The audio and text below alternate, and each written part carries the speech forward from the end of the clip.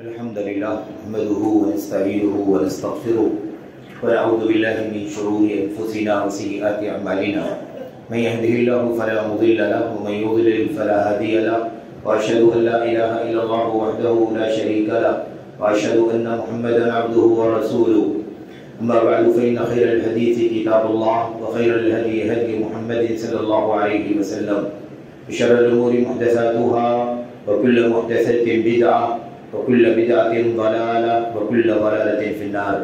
أعوذ بالله من الشيطان الرجيم. بسم الله الرحمن الرحيم. ولكل أمة جعلنا منسكا ليذكروا اسم الله على ما رزقهم من بهيمة الأنعام فإلهكم إله واحد فله أسلموا وبشر المخبتين. وقال عز من قائل قل إن صلاتي ونسكي ومحياي ومماتي لله رب العالمين لا شريك له وبذلك أمرت وأنا أول المسلمين. وقال النبي صلى الله عليه وسلم أفضل أيام الدنيا أيام العشر.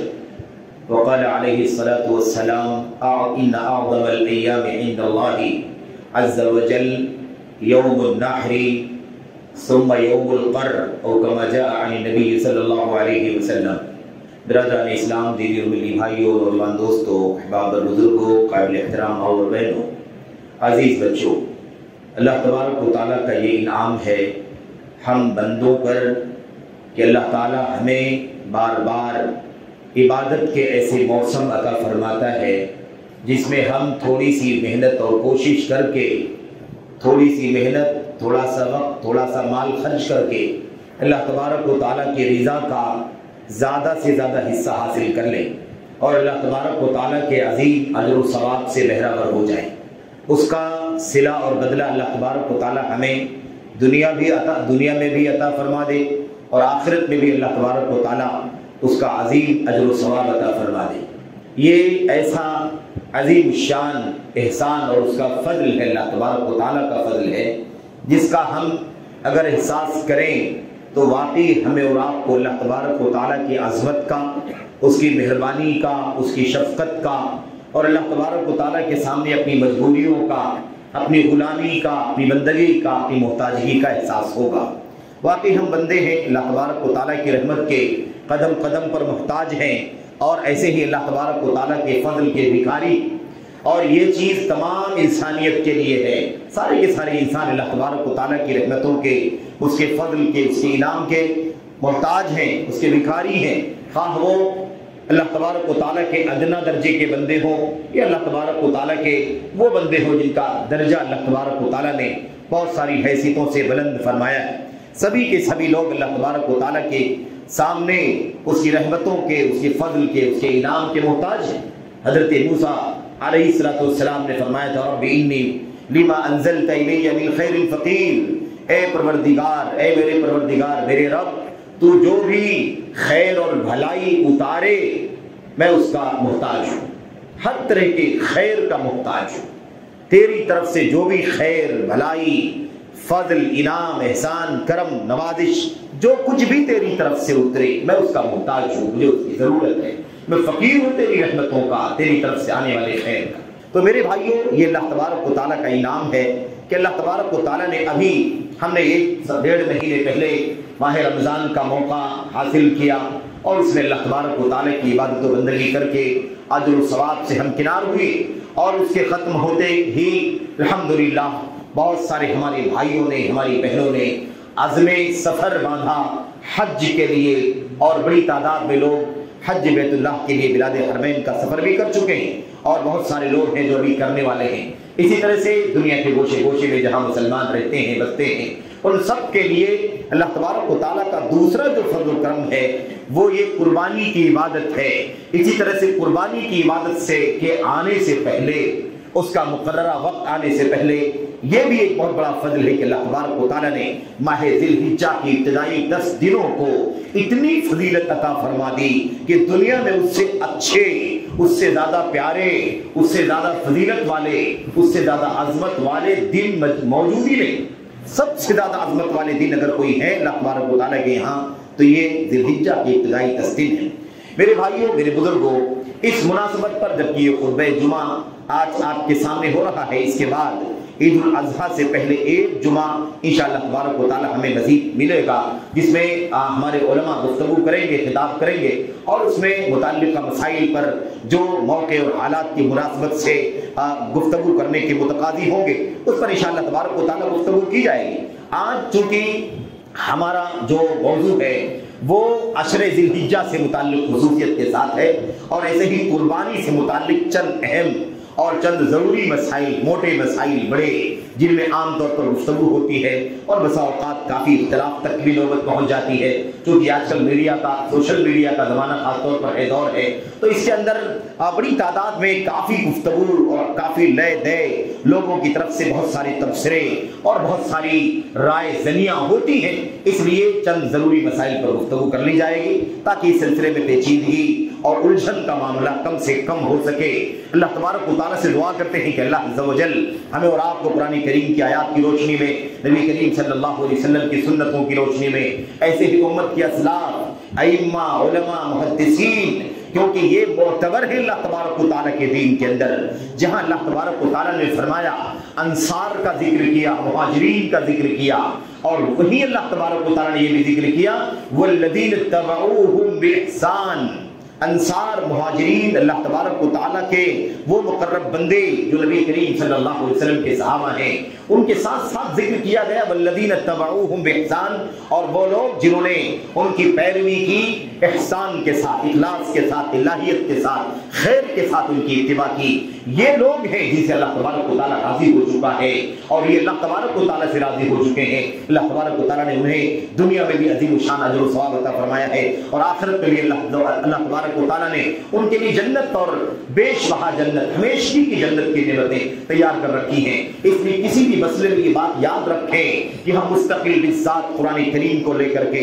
مستقل بالذات نبی کریم صلی اللہ علیہ وسلم کی سنت کے لوگ سنت کو لے کر کے، اور ہم یہ سمجھیں کہ ہم جو بھی سمجھ رہے ہیں بس وہی درست ہے۔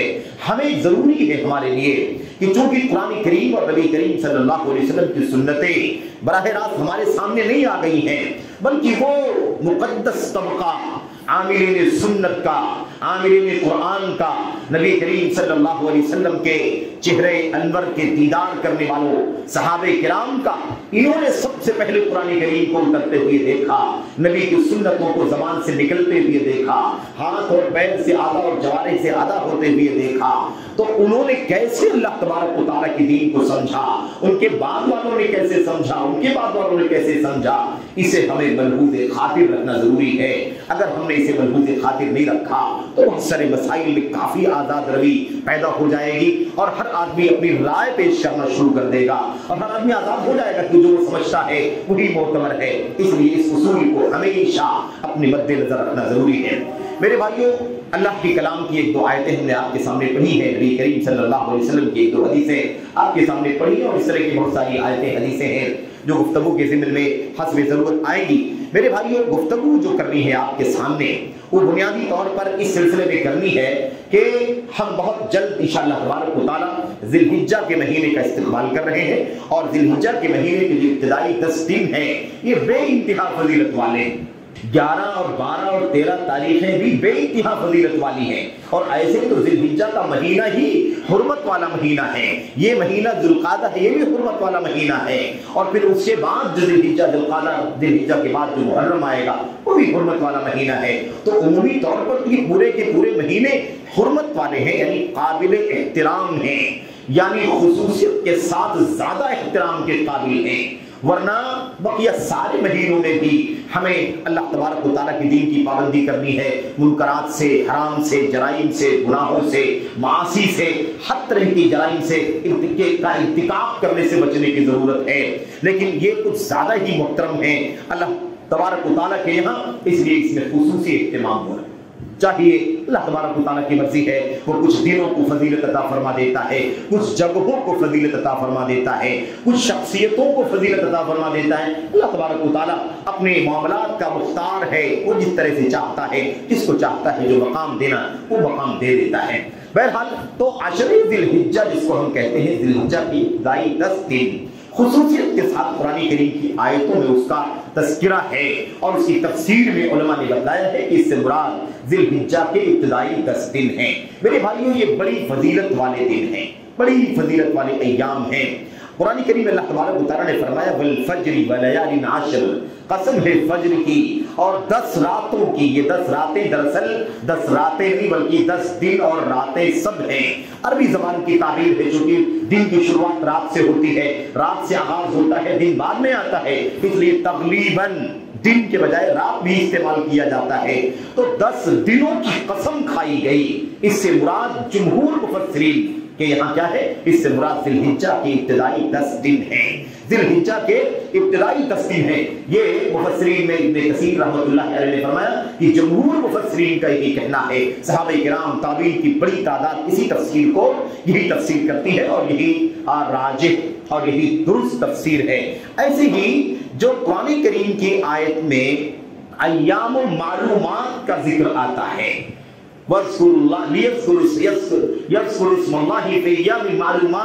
अल्लाह तबारक व तआला के नाम का जिक्र करें मालूम दिनों में। मालूम दिनों से मुराद भी ये दिन है, ये जो दिन है अशरे ज़िलहिज्जा के, ये मालूम दिन है मेरे भाइयों। और दूसरी आयत में अय्याम मादूदात का जिक्र है, गिने हुए दिन। उससे मुराद 11, 12 और 13 तारीखें हैं जिनको हम, जिन 3 तारीखों को हम लोग मेरे भाइयों अय्याम तशरीक के नाम से जानते हैं या अय्याम मिना के नाम से जानते हैं और जिनमें कुर्बानियां होती हैं। तो खुलासे कलाम ये है कि अशरे ज़िलहिज्जा की फजीलत अल्लाह के कलाम के अंदर है। नबी करीम सल्लल्लाहु अलैहि वसल्लम के हदीसों को अगर आप देखें तो बहुत सारे अंदाज, कई अंदाज की रिवायतें, सही रिवायतें मौजूद हैं, जिससे पता चलता है कि ये 10 दिन बड़ी फजीलत वाले हैं। नबी करीम सल्लल्लाहु अलैहि वसल्लम ने फरमाया था आपने फरमाया था इन्ना अफज़ल अय्याम दुनिया अय्यामुल अश्र, दुनिया के सबसे ज्यादा फजीलत वाले दिन ज़िलहिज्जा के इब्तिदाई 10 दिन हैं। पूरी दुनिया के सबसे फजीलत वाले दिन, यानी अगर आप तलाश करें तो इससे फजीलत वाले दिन आपको कभी नहीं मिलेंगे। ये मकसद है नबी करीम सल्लल्लाहु अलैहि वसल्लम के हदीस का।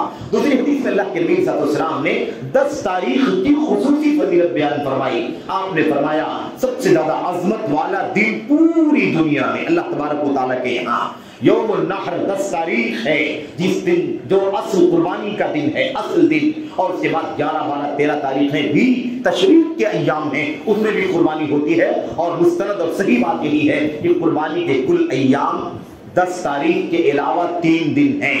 अय्याम तशरीक 11, 12, 13 और यौमुल नहर, ये कुल मिलाकर के 4 दिन हैं कुर्बानी के। यही बात मोतबर है, यही बात कुरान करीम की इन आयतों से भी समझ में आता है और ऐसे ही नबी करीम सल्लल्लाहु अलैहि वसल्लम की उस हदीस से भी समझ में आता है जिसमें आपने फरमाया था अय्याम तशरीक कुल्लुहा ज़ब्हुन, अय्याम तशरीक सब के सब ज़ब्ह के दिन हैं, कुर्बानी के दिन हैं। अय्याम तशरीक 11, 12 और 13 तारीखों को कहा जाता है। इससे वाज़ेह है कि ये 3 दिन और कुर्बानी का जो असल दिन है यौमुन नहर जिसको कहा गया, वो तो कुर्बानी का असल दिन है ही। कुल मिलाकर के 4 दिन है। 4 दिनों में कुर्बानियां इत्मीनान के साथ की जाए, कोई मसला सिरे से नहीं है, इसमें शक शुबहा पैदा नहीं करना चाहिए। जिन बाज़ उलमा ने ये कहा है कि बाज़ सलफ के अक़वाल है 3 दिन है कुर्बानी के, तो 3 दिन के अक़वाल भी हैं, लेकिन 4 दिन के अक़वाल राजिह हैं, वो उनका अपना मौक़िफ़ है।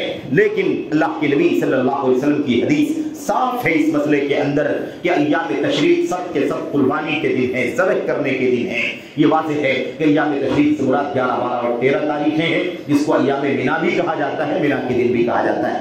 तो बहरहाल कुर्बानी, इसके अंदर कुर्बानी का दिन सबसे ज्यादा फजीलत वाला दिन है। और बकिया पूरा अशरा अल्लाह के नबी सल्लल्लाहु अलैहि वसल्लम ने फरमाया, आप सल्लल्लाहु अलैहि वसल्लम ने एक हदीस के अंदर इरशाद फरमाया फ़अक्सिरू फ़ीहिन्ना मिन अत-तहलील वत-तकबीर वत-तहमीद, इसलिए इन दिनों के अंदर ज़िलहिज्जा के इब्तिदाई 10 दिनों के अंदर कसरत से ला इलाहा इल्लल्लाह का वजीफा पढ़ो, यानी कसरत से ला इलाहा इल्लल्लाह का जिक्र करो।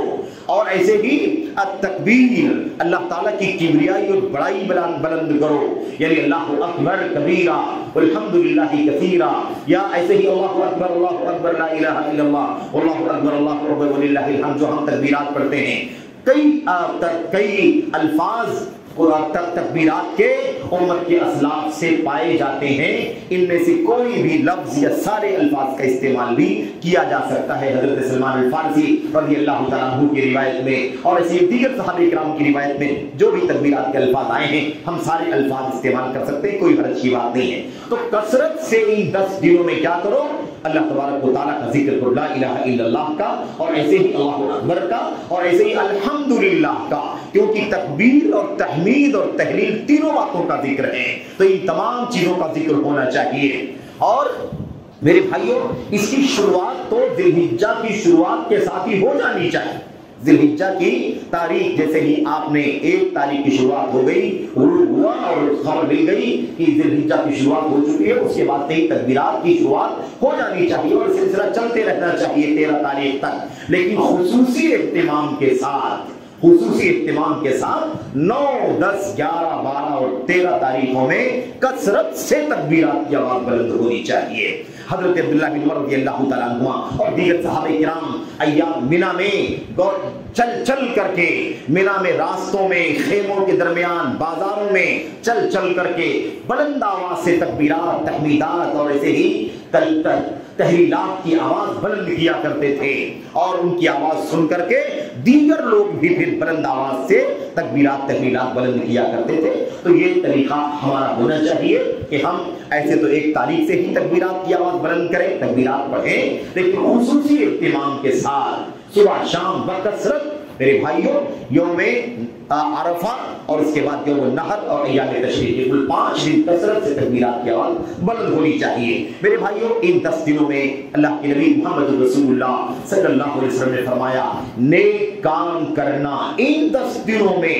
اللہ تبارک و تعالیٰ کو جتنا پیارا ہے، محبوب ہے، اتنا کسی اور دن میں نیک عمل کرنا اللہ کو محبوب نہیں ہے۔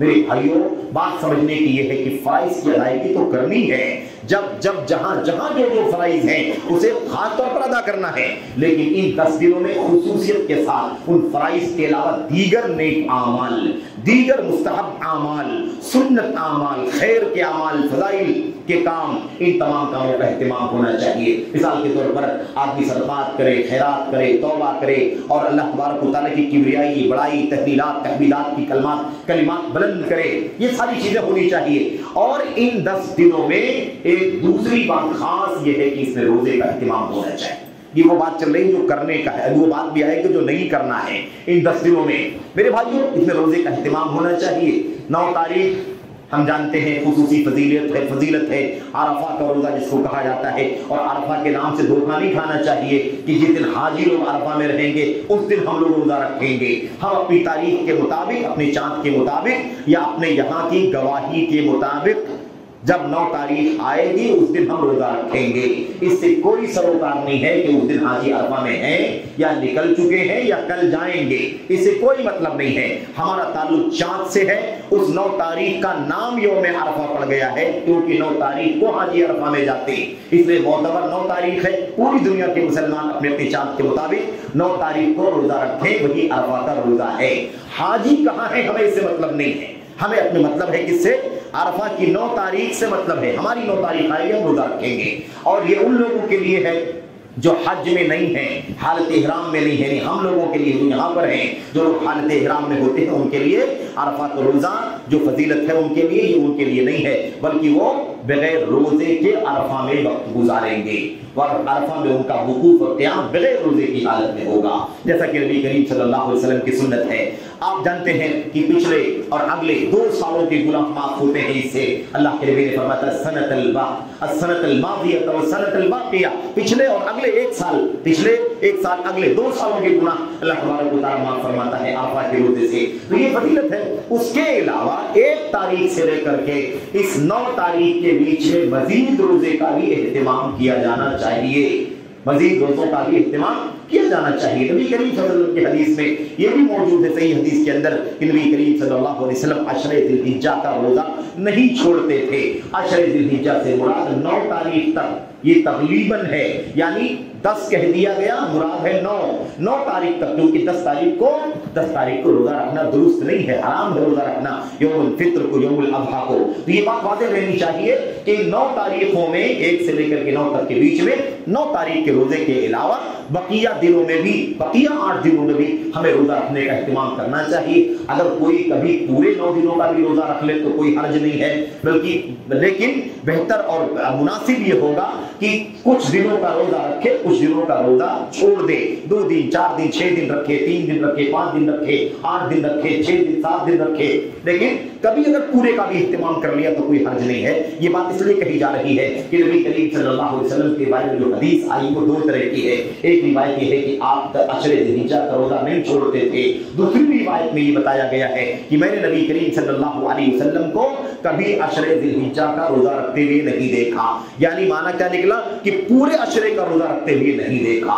اور دوسری روایت کا معنی کیا ہوا کہ آپ روزہ عشر ذی الحجہ میں رکھا کرتے تھے، تو رکھا کرتے تھے، پورا نہیں رکھا کرتے تھے۔ دونوں روایتوں کا خلاصہ یہ نکلا، اس لیے بہتر یہ ہوگا کہ بعض ایام رکھے جائیں، بعض ایام کو چھوڑ بھی دیا جائے۔ اور یہ روزے جو ہیں مستحب ہیں، سنت ہے، اس کا درجہ فرض اور واجب کا نہیں ہے، کوئی نہ رکھے تو کوئی ثواب کا مسئلہ نہیں ہے، کوئی گناہ کا مسئلہ نہیں ہے، البتہ اجر و ثواب حاصل کرنے کی تڑپ اور کوشش ہماری ہونی چاہیے کہ ہم روزہ رکھیں۔ عشر ذی الحجہ کی شروعات ہوتے ہی نبی کریم صلی اللہ علیہ وسلم نے فرمایا جن لوگوں نے قربانی کا ارادہ کر رکھا ہو ان کو چاہیے کہ اپنے جسم کے بال اور ناخن نہ نکالیں۔ من اراد اذا دخل العشر واراد احدكم ان يضحي فلا ياخذن من اظافره ومن بشرته شيئا۔ اللہ کے نبی صلی اللہ علیہ وسلم نے فرمایا کہ جو شخص عشر ذی الحجہ کا چاند ہو جائے تو جس آدمی نے قربانی کرنے کا ارادہ کیا ہو اسے چاہیے کہ اپنے بالوں میں سے کوئی بال نہ نکالے اور اپنے ناخن نہ تراشے، بال نہ کاٹے۔ بال میں سارے بال ہیں جسم کے، کہیں سے بھی کوئی بال ہمیں نہیں کاٹنا چاہیے، اس کا اہتمام ہونا چاہیے۔ یہ ان لوگوں کے لیے قربانی کرنے کا ارادہ کرتے ہوں، ارادہ جن لوگوں نے نہیں کیا ہے یا جن کے والدین نے ارادہ کیا ہے، یا مثال کے طور پر کسی نے اپنی بیوی کی طرف سے قربانی کرنے کا ارادہ کیا ہے تو جس کی طرف سے ارادہ کیا گیا ہے اس کے لیے پابندی نہیں ہے، جس نے قربانی کرنے کا ارادہ کیا ہے یہ پابندی اس کے لیے ہے۔ دوسری بات یہ ہے کہ اگر آدمی نے شروع سے قربانی کا ارادہ نہ کیا ہو، 2 دن کے بعد ارادہ ہوا ہو، 3 تاریخ 4 تاریخ کے بعد ارادہ ہوا ہو، تو جب سے ارادہ ہوا ہے تب سے اسے بال ناخن کاٹنے کی پابندی کرنی ہوگی، اس کے پہلے پابندی نہیں تھی، کیونکہ ارادے سے جوڑا ہے نبی کریم صلی اللہ علیہ وسلم نے حکم کو، جب ارادہ ہوگا اس کے بعد سے پابندی ہو جائے گی۔ اگر ارادہ ہے اور اس کے باوجود آدمی نے بال ناخن کاٹ لیے تو پھر کیا ہوگا؟ ایک گناہ کا کام ہے، سنت کی مخالفت ہے، اس کی کوئی سزا نہیں بتائی گئی ہے لیکن سنت کی مخالفت خطرناک ہے، اور آدمی کو چاہیے کہ اگر ایسی غلطی اس سے ہو گئی ہے تو اس کا کوئی خاص کفارہ الگ سے نہیں بتایا گیا، اسے چاہیے کہ اس سے بچے اور جو گناہ ہو گیا ہے اللہ تبارک و تعالیٰ سے اس حوالے سے توبہ کرے، استغفار کرے، معافی مانگ لے، اللہ تبارک و تعالیٰ معاف کرنے والا ہے۔ یہ سرسری طور پر چند باتیں تھیں عشر ذی الحجہ کے سلسلے میں، اور ہمیں چاہیے کہ ہم اس کا خصوصی اہتمام کریں۔ اللہ کے نبی صلی اللہ علیہ وسلم نے بات بیان فرمائی تھی کہ اس سے زیادہ پیارے دن کچھ بھی نہیں ہے اللہ تبارک و تعالیٰ کے ہاں جن میں نیک عمل اللہ کو محبوب ہیں۔ تو صحابہ نے پوچھا اللہ کے نبی کیا اگر کوئی آدمی اللہ کی راہ میں جہاد کرے تو کیا جہاد کرنا بھی اللہ کو اتنا محبوب نہیں ہے جتنا ان 10 دنوں میں دوسری نیکیاں کرنے کا ثواب ہے، محبوب ہے؟ اللہ کے نبی نے فرمایا ہاں، جہاد مجموعی طور پر، سرسری طور پر، عمومی طور پر جہاد بھی اس مقام کا نہیں ہے۔ ہاں اگر کوئی مجاہد اللہ کی راہ میں نکلے اپنی جان لے کر کے، اپنا مال لے کر کے، اور اس کی جان بھی چلی جائے، مال بھی اللہ کی راہ میں خرچ ہو جائے، نہ جان لے کر کے واپس لوٹے نہ مال، تو اللہ تبارک و تعالیٰ کہ اس کا درجہ بلند ہوگا۔ لیکن ایک آدمی جائے اللہ کی راہ میں جہاد کرے اور جہاد کر کے واپس آ جائے تو جو درجہ اس کا ہے، جو جتنا محبوب یہ عمل ہے اس سے زیادہ محبوب عمل اس 10 تاریخ میں 10 دنوں میں نیک عمل کرنے کا مقام ہے، اللہ تبارک و تعالیٰ کو زیادہ محبوب ہے۔ یہ بات اللہ کے نبی علیہ السلام نے فرمائی، ہمیں چاہیے کہ اس کا اہتمام کریں۔ دنیا کے سب سے افضل دن ہے اور یہی ان 10 دنوں کی فضیلت کی وجہ بھی ہے کہ اس کے اندر امہات العبادات اکٹھا ہو گئی ہیں۔ آپ دیکھیں ان 10 دنوں کے اندر کتنی ساری عبادتیں اکٹھا ہو گئی۔ اس کے اندر تکبیر ہے، تحلیل ہے، تسبیح ہے، اللہ تبارک و تعالیٰ کی حمد ہے۔ اس کے اندر 5 وقتہ جو فرض نمازیں ہیں وہ اپنی جگہ پر ہیں، سنتوں کا، مستحبات کا اہتمام ہونا چاہیے۔ اس کے اندر صدقہ و خیرات ہے، اس کے اندر حج ہے، اس کے اندر عمرہ ہے، اس کے اندر قربانی ہے، اس کے اندر میرے بھائیو یوم عرفہ ہے۔ اور اگر تاریخی طور پر اگر آپ دیکھیں تو ان 10 دنوں میں اللہ تبارک و تعالیٰ نے اسی 9 تاریخ کو عرفہ کی اللہ تبارک و تعالیٰ نے دین اسلام کی تکمیل کا اعلان فرمایا تھا. الیوم اکملت لکم دینکم واتممت علیکم نعمتی ورضیت لکم الاسلام دینا. اور آپ دیکھیں کہ انہی میں بڑی عبادت حج بیت اللہ کی انجام پاتی ہے جو اللہ تبارک و تعالیٰ کے یہاں اتنا اونچا مقام ہے کہ اللہ تبارک و تعالیٰ یوم عرفہ کو جب حجاج عرفہ میں ہوتے ہیں تو ان کا تذکرہ کر کے اللہ تبارک و تعالیٰ فرشتوں کے بیچ میں فخر کرتا ہے. تو یہ ساری چیزیں کہاں آپ کو ملیں گی؟ سب کے سب اکٹھا ہو جاتی. ایسی روزے کی عبادت ہے تو روزہ ہے، نماز ہے، حج ہے، عمرہ ہے، صدقات ہے، خیرات ہیں. اس کے علاوہ میرے بھائیوں اس کے اندر قربانی ہے، اس کے اندر تکبیرات، تحلیلات، تسبیحات ہیں. یہ ساری عبادتیں اکٹھا ہو جاتی ہیں. اس لیے اس سے زیادہ فضیلت والا دن کوئی کیسے ہو سکتا ہے؟ میرے بھائیوں یہ بات سمجھنے کی ہے، اس سے پیغام ملتا ہے کسی بھی وقت کے افضل ہونے، بہتر ہونے، خیر اور فضیلت والا ہونے کی جو وجہ ہے یا جو اس کا راز ہے وہ یہی ہے کہ اس وقت میں اللہ تبارک و تعالیٰ کی عبادت کی جا رہی ہو. جو وقت اللہ کی عبادت سے گزرے، اللہ تبارک و تعالیٰ کی بندگی میں گزرے، خیر میں گزرے، نیکی میں گزرے، وہ وقت خیر کا وقت بن جاتا ہے، بھلائی کا وقت بن جاتا ہے. اور جس وقت کو یوں ہی ضائع کر دیا جائے یا گناہوں میں گزار دیا جائے وہ وقت اللہ تبارک و تعالیٰ کے یہاں حد درجہ منحوس بن جاتا ہے. تو مسئلہ یہ نہیں ہے کہ کوئی وقت یا کوئی جگہ منحوس ہے، بلکہ معاملہ نیک عمل بد عمل کا ہے، نیک عملی بد عملی کا مسئلہ ہے. اگر نیک عمل انجام دیا جاتا ہے تو ایک عام وقت بھی فضیلت کا بن جاتا ہے، اور اگر ایک فضیلت والے وقت کو بھی یوں ہی ضائع کر دیا جائے یا گناہوں میں گزار دیا جائے تو وہ خیر کا وقت بھی اس بندے کے حق میں خیر کا وقت نہیں رہ جاتا ہے، بلکہ اس کے خلاف ایک حجت بن جاتا ہے. یہ بات اچھی طرح سے ہمیں سمجھ لینی چاہیے، کیونکہ اللہ تبارک و تعالیٰ کی کلام کی آیتوں سے، نبی کریم صلی اللہ علیہ وسلم کی حدیثوں سے یہ پیغام ہے جو ہمیں حاصل ہوتا ہے. اس سے ایک سبق یہ بھی ملتا ہے کہ ہم بندوں کو چاہیے اللہ تبارک و تعالیٰ کے کہ اللہ تعالیٰ نے ہمیں جو بھی وقت میسر کیا ہے ان وقتوں کو زیادہ سے زیادہ خیر میں گزاریں، بھلائی میں گزاریں، نیکی میں گزاریں. ایسا نہ ہو کہ کوئی وقت جائے اور اس میں کوئی نیکی نہ ہو رہی ہو. ایک شام گزر جائے، صبح طلوع ہو شام ہو جائے، ایک دن کا سورج ڈوب جائے اور ایک 24 گھنٹے کے اندر ہمارے نام عمل میں نیکیوں کا اضافہ نہ ہوتا ہو تو یہ بہت بڑی افسوس کی بات ہے، اپنی ذات کو ملامت کرنے کی بات ہے، اپنی قسمت پر رونے کی بات ہے کہ زندگی کا ایک صفحہ گزر گیا لیکن ہم نے اس میں کوئی نیکی نہیں کی ہے. جو وقت نیکی میں گزرے گا وہ اللہ تبارک و تعالیٰ کی باعث اجر و ثواب ہوگا، باعث نجات ہوگا، اللہ تبارک و تعالیٰ کی جنت اور اس کی مغفرت کا، اس کے رضوان کے حصول کا ذریعہ ہوگا. یہ پیغام ہے اس کا. میرے بھائیوں اب قربانی کے سلسلے میں تھوڑی سی بات آپ کے سامنے کرنی ہے. دیکھیں قربانی کے بارے میں تو باتیں بہت ساری ہیں مسائل کی، ان میں داخل نہیں ہونا ہے. مجھے ایک دو بات آپ کے سامنے کرنی ہے. پہلی بات تو یہ کرنی ہے کہ دیکھیں قربانی جو ہے صرف گوشت کھانے کھلانے کا نام نہیں. قربانی بہت بامقصد عبادت، اور کوئی بھی عبادت، جتنی عبادتیں اللہ تبارک و تعالیٰ کے دین میں ہیں ساری عبادتوں کے پیچھے بہت سارے اہداف ہیں، بہت سارے مقاصد ہیں. ان مقاصد اور ان اہداف کا شعور ہونا چاہیے. جن مقاصد کے پیش نظر عبادت اللہ تبارک و تعالیٰ کے دین میں ہے اس کا احساس کر کے، اس کا شعور کر کے، اسی جذبے کے ساتھ، اسی نیت کے ساتھ، اسی مقصد کی تکمیل کے ارادے سے وہ عبادت انجام دی جانی چاہیے. یعنی عبادت بامقصد ہونی چاہیے، روایت نہیں ہونی چاہیے، عادت نہیں ہونی چاہیے. ہر سال قربانی کا موسم آتا ہے، قربانی کی عبادت آتی ہے، قربانی کا ٹائم آتا ہے، ہم جانور خرید کر کے لاتے ہیں، وقت پر اسے ذبح کرتے ہیں، اس کی کھال اتار کے گوشت کے ٹکڑے کر کے ہم خود کھاتے ہیں، کھلاتے ہیں، غریبوں کو تقسیم کرتے ہیں، ایسا اقارب کو، بال بچوں کو فراوانی کے ساتھ گوشت پہنچاتے ہیں. ایسے ہی ہر سال ہوتا ہے. پچھلے سال بھی ہوا، اس کے پہلے بھی ہوا، اس کے پہلے بھی ہوتا رہا، اس سال بھی ویسے ہی ہوگا، آئندہ بھی ہوگا. ایسے ایک روایت نہیں ہے میرے بھائیوں، یہ ایک بہت بامقصد چیز ہے.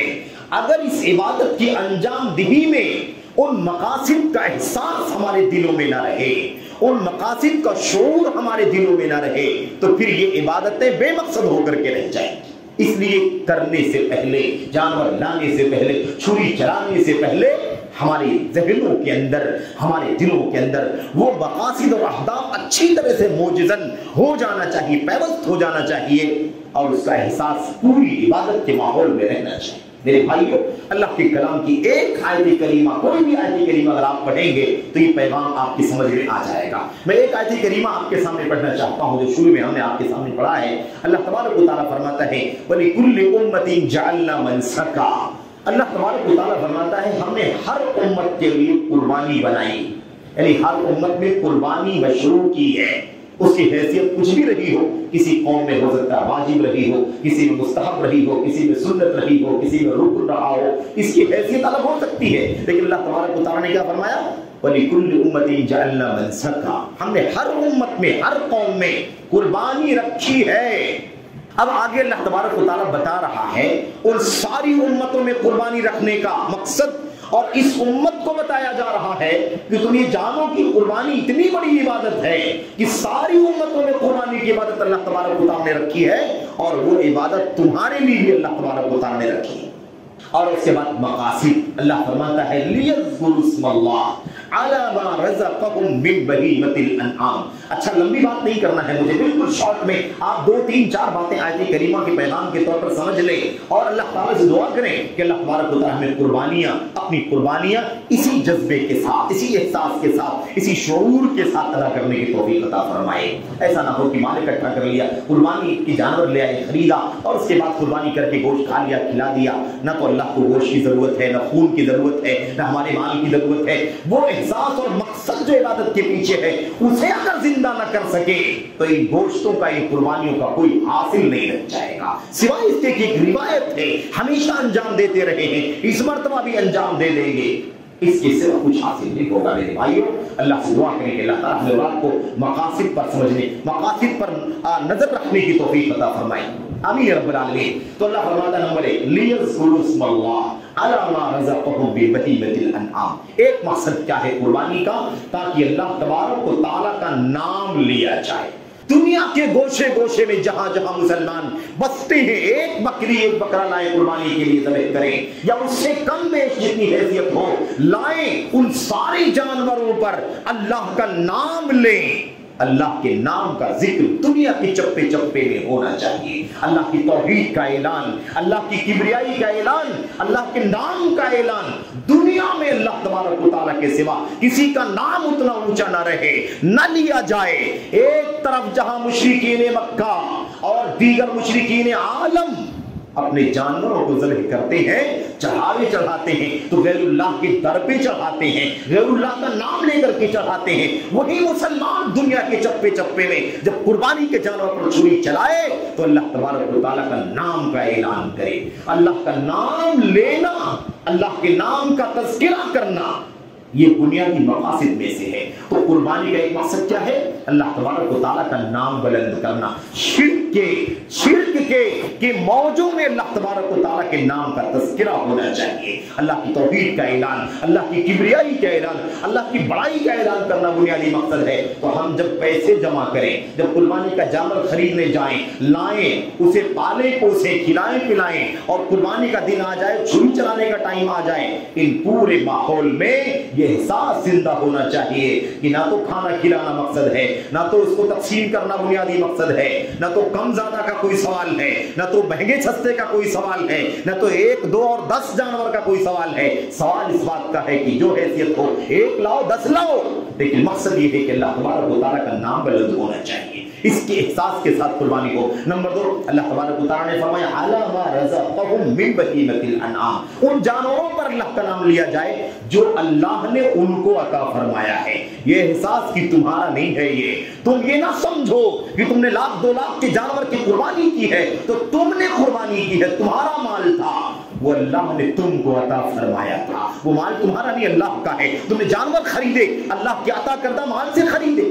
عام طور پر جہاں مال کا ذکر آتا ہے ریاکاری آتی ہے، نام و نمود آتا ہے، شہرت آتی ہے، چرچا آتا ہے۔ اللہ تبارک و تعالیٰ احساس دلا رہا ہے تاکہ تم ان جانوروں پر اللہ کا نام لو جن جانوروں کو اللہ نے تمہیں عطا فرمایا ہے۔ تمہیں دیا ہے اللہ نے. اور اسی لیے جب قربانی کرتے ہیں تو کیا کہتے ہیں؟ اللہم ھذا منک ولک، اے اللہ یہ جانور تیری طرف سے ہے اور تیرے لیے قربان کیا جا رہا ہے. احساس تو یہ کسی کے دل میں نہ آئے.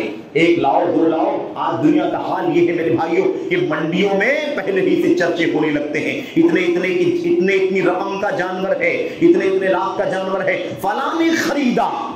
اس کا تذکرہ ہوتا ہے کہ اتنے لاکھ کا جانور کا فلاں نے خریدا ہے. یہ نام و نمود ہے، وہ اللہ کا دیا ہوا جانور ہے، وہ اللہ کا دیا ہوا مال ہے جس سے خریدا گیا. اگر قربانی ہم کر رہے ہیں کوئی احسان کی بات نہیں ہے، اللہ کا دیا ہوا اللہ تبارک و تعالیٰ کے نام سے اس کی رضا کے لیے قربان کرنے جا رہے ہیں. یہ احساس ہونا چاہیے قربانی کا. اس کے بعد اللہ تبارک و تعالیٰ فرماتا ہے فَإِلَٰهُكُمْ إِلَٰهٌ وَاحِدٌ. یہاں صراحت کر دی گئی. اس لیے یاد رکھو تمہارا معبود ایک معبود ہے، سچا معبود، عبادت کے لائق، عبادت کا حقدار اگر کوئی ہے تو تمہارا ایک معبود حقیقی ہے اللہ تبارک و تعالیٰ.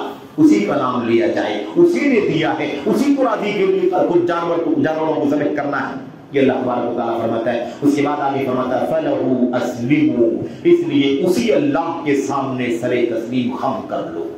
جانور ذبح کرنے کے لیے تیار ہو گئے، گوشت کا اور خریدنے کے لیے اور گوشت تقسیم کرنے کے لیے تیار ہو گئے، تو دیگر دین کے کاموں پر بھی تمہیں عمل کرنا چاہیے. اسی کے حکم کے تابع ہو جاؤ، اسی کے سامنے سر تسلیم خم کر دو. وَبَشِّرِ الْمُخْبِتِينَ. اللہ تبارک و تعالیٰ فرماتا ہے اور خشوع خضوع کرنے والے، اللہ کے سامنے جھکنے والے، اللہ کے حکم پر عمل کرنے والوں کو آپ جنت کی خوشخبری سنا دیجیے. دیکھا آپ نے، اسلموا کہا گیا، تسلیم کر لو، سر تسلیم خم کر لو. کیوں؟ ابراہیم علیہ السلام نے جب اسماعیل علیہ السلام کو قربان کرنا چاہا تو باپ بھی سر تسلیم خم اور بیٹا بھی سر تسلیم خم.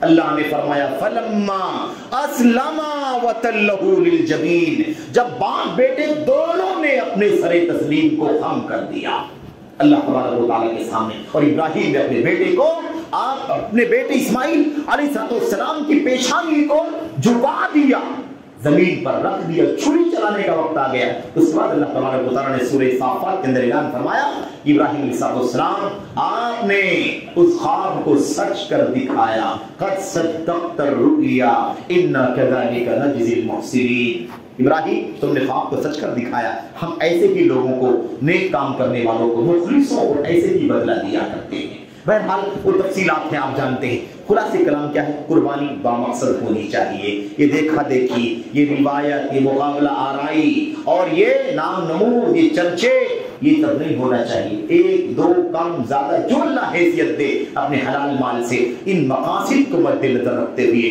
کہ اللہ کی توحید کا اعلان مقصد ہے، اللہ کی کبریائی کا اعلان مقصد ہے، اپنے جذبے ریاکاری کو کچلنا مقصد ہے، اللہ کے سامنے تابعداری کا اعلان کرنا مقصد ہے، اللہ تعالیٰ کے حکم کے سامنے جھک جانے کا اعلان مقصد ہے. جیسے ابراہیم اور اسماعیل جھک گئے تھے، ہم بھی اللہ تیرے حکم کے سامنے جھک رہے ہیں. اس بات کا اظہار ہونا چاہیے. قل ان صلاتي ونسكي ومحياي ومماتي لله رب العالمین. یہ میری موت، میری زندگی، میری نماز، میری قربانی سب اللہ تبارک و تعالیٰ کے لیے ہے. اس کا اظہار یہ قربانی کا بنیادی مقصد ہے. اور بہت ساری باتیں قربانی کے بارے میں مجھے ایک بنیادی بات جو آپ کے سامنے عرض کرنی ہے، وہ ایک بات تو ہو گئی 4 دنوں والی قربانی کی مشروعیت. قربانی کے جانور کے ذبح کرنے کے لیے جو ایام ہے وہ کل 4 دن ہیں. 4 دن ہیں. یہ متفقہ مسئلہ ہے. اس معنی متفقہ ہے کہ دلیل سے ہی بات راجح ہے، راجح مسئلہ ہے، یوں آپ کہہ لیں تاکہ کسی کو اشکال نہ ہو کہ مسئلے میں اختلاف تو موجود ہے. متفقہ مسئلہ کیوں کہا جا رہا ہے اسے؟ یعنی راجح اور مسترد مسئلہ یہی ہے. اس کے بعد قربانی کے جانوروں کے سلسلے میں ہر سال ایک اشکال پیدا کرنا شروع کر دیتے ہیں لوگ. مہاراشٹر کے ماحول میں خاص طور پر قربانی کے جانور کون کون سے ہیں؟ ہم لوگ بار بار یہ بات سنتے ہیں. قرآن کریم اللہ تبارک و تعالیٰ نے 4 جانور کا نام لیا ہے. الابل اثنین، اونٹ مذکر مؤنث دونوں، ومن البقر اثنین، اور گائے مذکر مؤنث، اور ایسے ومن الضأن اثنین، اور میڑھا مذکر مؤنث، ومن المعز اثنین، اور بکرے مذکر مؤنث.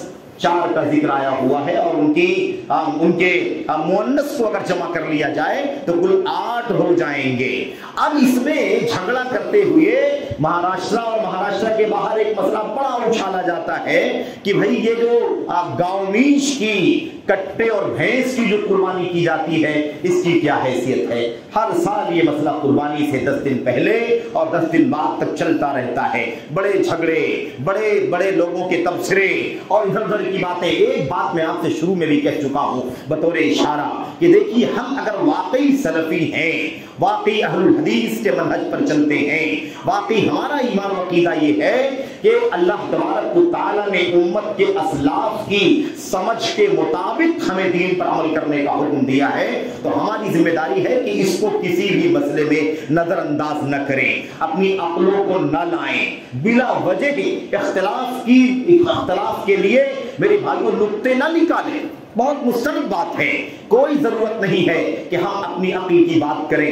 ہم کیوں نہ رجوع کر لیں کتابوں کا، ہم کیوں نہ رجوع کر لیں اپنے اسلاف کا، جب سے یہ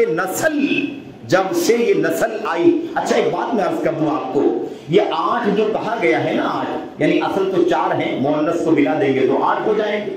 یہ جو 4 ہیں اصل، یہ 4 کیا ہیں؟ یہ 4 جنسوں کے نام ہیں۔ گائے کی جنس ہے، ایسے اونٹ کی جنس ہے، ایسے ہی بکرے کی جنس ہے، ایسے ہی میڈھے کی جنس ہے۔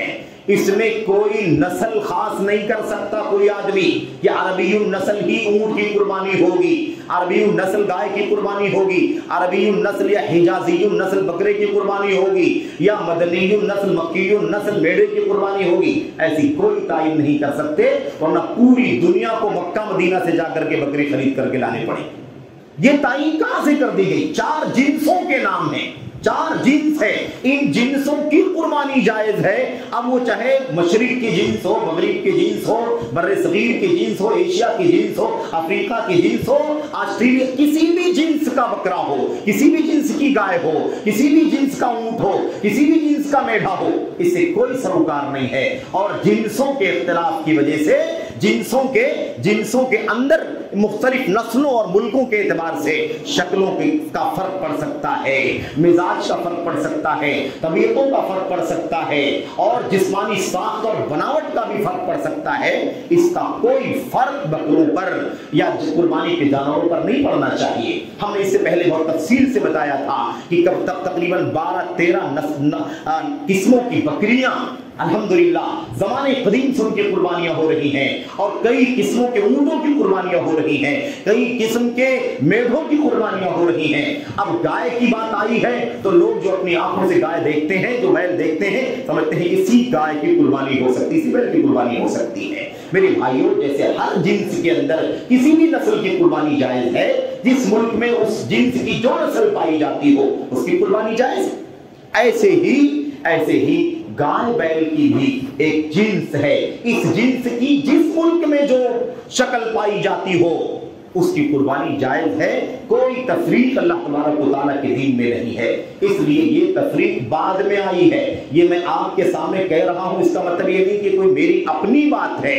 آپ تلاش کر کے دیکھیں، 2 صدی ہجری سے لے کر کے امام مالک رحمت اللہ علیہ کے دور سے لے کر کے، امام مالک رحمت اللہ علیہ کی پیدائش 93 میں ہوئی ہے، لیکن ظاہر سی بات ہے کہ 93 کے بعد ان کو پلتے بڑھتے جوان ہوتے ہوئے 2 صدی کی شروعات ہو گئی ہوگی۔ 2 صدی سے لے کر کے آج تک کے سارے علماء 1-2 نام کے علاوہ ساری امت متفق ہے کہ گائے بیل کی جو نسل ہے، جو جنس ہے، اسی کی ایک فارسی نسل ہے، ایک فارسی نسل گائے بیل ہے، جس کو وہاں کے لوگ گاؤ میش کہتے تھے۔ عربی میں چونکہ کاف نہیں ہے اس لیے عربوں نے اس کو جاموس کہنا شروع کر دیا۔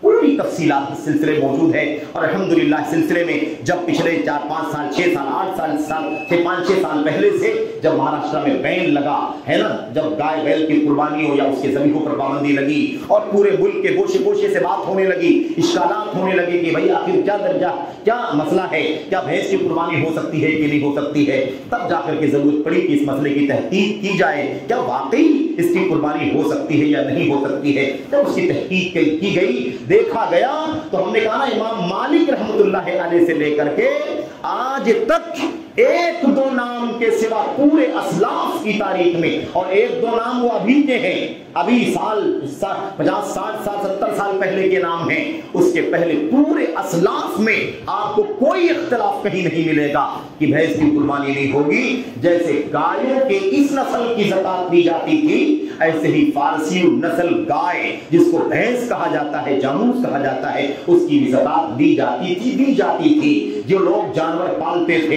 ان کے پاس کچھ نسل کے جانور یہ ہیں، کچھ نسل کے جانور یہ ہیں، کچھ نسل کے جانور یہ ہیں۔ 5 جو ہے وہ فارسی نسل کی گائیں ہیں جن کو بھینس کہتے ہیں، 10 جو ہے وہ عربی نسل ہیں، اور 5-10 کسی اور نسل کے ہیں۔ یہ سب اکٹھا ہوتے تھے، جب زکات لینے کا ٹائم آتا تھا سارے کو جوڑ کر کے زکات دی جاتی تھی، کوئی تفریق نہیں کی گئی کہ یہ الگ نسل ہے اس لیے اس کی زکات نہیں دی جائے گی۔ پوری امت کا اجماع ہے، پوری امت کا اجماع ہے، اور الحمدللہ جو کتاب صوبہ جمعیت سے شائع کی گئی ہے اس کے اندر میں سمجھتا ہوں کہ کم سے کم 100 علماء امت کے ائمہ محدثین چوٹی کے امام مالک سے لے کر کے آج تک کے تقریباً 100-150 علماء کے الحمدللہ اقتباسات نوٹ کیے گئے ہیں۔ پورے اسلاف میں کہیں آپ کو اختلاف نہیں ملے گا۔ اختلاف آپ کو ملے گا تو 50-60 سال پہلے ہندوستان کی دھرتی پر اکا دکا علماء نے اختلاف کیا، اور وہ بھی اختلاف غیر معتبر کا مطلب یہ کہ کوئی دلیل نہیں اس کی، بس ایسی ہی دلیلیں کہ وہ رنگ کالا ہوتا ہے، اس کا مزاج ایسا ہوتا ہے، وہ ایسا ہوتا ہے، اس طرح کی باتیں ہمارے علماء نے کہی ہے، اکا دکا علماء نے۔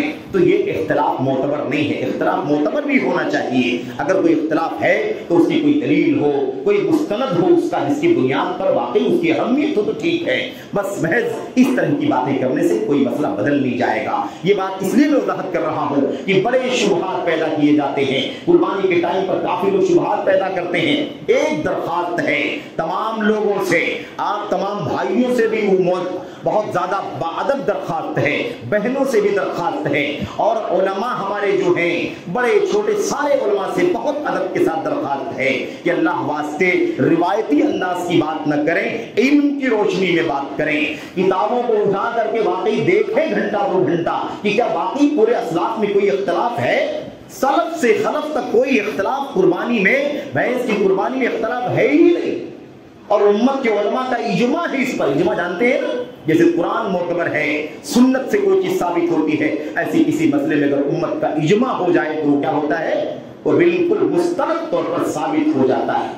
ایک نہیں 10 علماء نے اجماع نقل کیا ہے۔ اس لیے یہ مسئلہ شبہات کا اور ایسے ہی اختلاف کا، تشکیک کا نہیں ہے، بلکہ پورے شرح صدر کے ساتھ، پورے اطمینان کے ساتھ جو بھائی بہن بھینس کی قربانی کرنا چاہتے ہوں وہ قربانی کریں۔ الحمدللہ ان کی قربانیوں پر کوئی بھی اس طرح کا شک شبہ نہیں ہونا چاہیے کہ ان کی قربانی مقبول ہوگی نہیں مقبول ہوگی، قربانی ہوگی نہیں ہوگی، کوئی شبہ آپ کے ذہن میں نہیں آنا چاہیے۔ الحمدللہ اطمینان کے ساتھ قربانی جو کرنا چاہیں کریں، جس کو نہیں کرنا ہے وہ نہ کریں۔ ایسا نہیں کہ کوئی واجب ہے، یہ جو جس جانور کی قربانی کے جانوروں میں سے کرنا چاہتا ہے وہ کرے، کوئی مسئلہ نہیں ہے، لیکن کہنے کا مطلب یہ ہے کہ تشکیک پیدا کرنا اچھا نہیں ہے۔ ایک مسئلہ جو سلف سے خلف تک اختلافی نہیں رہا ہے اس میں شبہ پیدا کرنا، اور لوگوں کو یہ کہنا کہ آپ کی قربانی نہیں ہوگی، آپ کی قربانی ضائع ہو جائے گی، آپ کی قربانی مقبول نہیں ہوگی، اس طرح کی باتیں کرنا یہ سراسر زیادتی ہے۔ اگر ہم سلفی ہیں تو ہمیں اپنے اسلاف کی تاریخ کا مطالعہ کرنا ہوگا۔ ایک کتاب اٹھا کر کے دیکھو میرے بھائیوں، تو بہت ہی ادب کے ساتھ، بہت ہی احترام کے ساتھ میں یہ بات عرض کرنا چاہتا ہوں کہ شبہات پیدا نہ کریں، نہ عوام الناس کو ورگلائیں، نہ ہمارے بھائیوں کو بہنوں کو شبہے میں ڈالیں، بلکہ اطمینان کے ساتھ۔ الحمدللہ یہ مسئلہ ثابت ہے، جو کرنا چاہیں انہیں کرنے دیں، کسی کو اطمینان نہیں ہے وہ نہ کرے، لیکن یہ نہ پھیلائیں کہ قربانی کرنا جائز نہیں ہے، ورنہ آپ سارے اسلاف کی تاریخ کا، سارے اسلاف کے علم کا، ان کے موقف کا میرے بھائیوں کی مخالفت کرنے والے بنیں گے، اور آپ یہ کہیں گے کہ ہم پورے اسلاف کو نہیں مانتے، اسلاف نے کیا ہے لیکن ہم نہیں مانتے، ائمہ نے کیا ہم نہیں مانتے۔ میرے بھائیوں یہ بہت بڑا جرم ہوگا کہ ہم اس طرح کی بات کریں اور کہیں کہ قربانی بھینس کی جائز نہیں ہے۔ بھینس کی قربانی کرنے سے بہتر ہے کوئی آدمی کتا ذبح کر دے، سور ذبح کر دے۔ بعض لوگوں نے اتنی زیادہ جرأت کی ہے، یہ کیا ہے کہ حد درجہ جہالت کی بات ہے، حد دروی کی بات ہے۔ میرے بھائیو اللہ واسطے اللہ سے ڈرو، اور سارے لوگوں کو چاہیے کہ وہ عدل کی راہ پر، انصاف کی راہ پر آئیں۔ اگر صوبائی جمعیت بمبئی نے کتاب شائع کی ہے، اور اس وقت جن علماء کو آپ علم کے آسمان پر جانتے ہیں علماء اہل حدیث کو، چاہے وہ ہندوستان میں رہتے ہوں یا بر صغیر میں یا عرب دنیا میں، جو چوٹی کے امت کے علماء اہل حدیث ہیں، ان سارے علماء کرام کو میرے بھائیوں آپ پڑھ کر کے دیکھ لیں، الحمدللہ ان کا بھی پورا اتفاق ہے، اطمینان ہے کہ میں اس کی قربانی کرنے میں کوئی اشکال نہیں ہے۔ ایک بات آخری کہہ کر کے بات ختم کر رہا ہوں، اس مسئلے پر جب بات کرتے ہیں بہت سارے ہمارے علماء بھی عوام بھی، تو شیخ الحدیث عبید اللہ مبارک پوری رحمۃ اللہ علیہ کا حوالہ دیتے ہیں، اور وہ کہتے ہیں کہ شیخ الحدیث رحمۃ اللہ علیہ نے اپنی کتاب مشکات کی شرح میں لکھا ہے کہ احوط یہ ہے، احتیاط یہ ہے کہ اس کی قربانی نہ کی جائے، یہ حوالہ لوگ دیتے ہیں۔ میں ان کو بتانا چاہتا ہوں کہ شیخ الحدیث رحمۃ اللہ علیہ کی ایک بات پکڑ کے کیوں بیٹھے ہو؟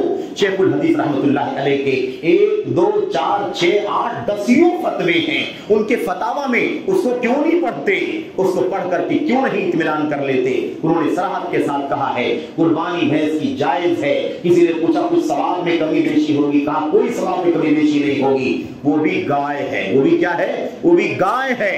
اس لیے کوئی یہ نہ ہے کہ 5ویں چیز بتائی جا رہی ہے یا 10واں جانور بتلایا جا رہا ہے، نہیں، یہ وہی گائے ہے، گائے، خالی نسل وہ افریقہ کی ہے، فارس کی نسل ہے، فارس کی، تو نسلوں سے کچھ فرق نہیں پڑتا، وہ چاہے مشرق کی نسل ہو، مغرب کی نسل ہو، کوئی فرق نہیں پڑتا میرے بھائیوں۔ قربانی ان 4 جانوروں کی ہوگی، نسل کہیں کی بھی ہو سکتی ہے، وہ عرب کی، عجم کی، مشرق کی، مغرب کی، شمال کی، جنوب کی، کوئی فرق نہیں پڑتا اس سے۔ الحمدللہ جو قربانی کرنا چاہتے ہیں وہ قربانی کریں، بڑے بے حصہ لیں، جن کو نہیں کرنا ہے وہ نہ کریں، کوئی مسئلہ نہیں ہے، لیکن مجھے صرف یہ بات عرض کرنی ہے کہ حلال حرام امت کے اندر نہ پھیلائیں بلا وجہ، بے دلیل بات کر کے امت کے سامنے حلال و حرام کی بات نہ کریں۔ اللہ سے دعا ہے کہ اللہ تبارک و تعالیٰ ہمیں اور آپ کو عشرے ذی الحجہ کا اہتمام کرنے کی، عبادات کا اہتمام کرنے کی توفیق عطا فرمائے۔ قربانی کے سلسلے میں جو خاص بنیادی مقصد ہے قربانی کا، اس شعور کے ساتھ قربانی کرنے کی توفیق عطا فرمائے، اور جو اختلاف کیا جاتا ہے اس اختلاف میں جو مستند بات ہے، اس مستند بات پر جو سلف امت کا عمل ہے، اللہ تبارک و تعالیٰ اس پر ہم کو عمل کرنے کی توفیق عطا فرمائے۔ آمین یا رب العالمین۔ صلی اللہ علیہ وسلم و بارک علی نبینا محمد وعلی آلہ وصحبہ اجمعین۔ السلام علیکم ورحمۃ اللہ۔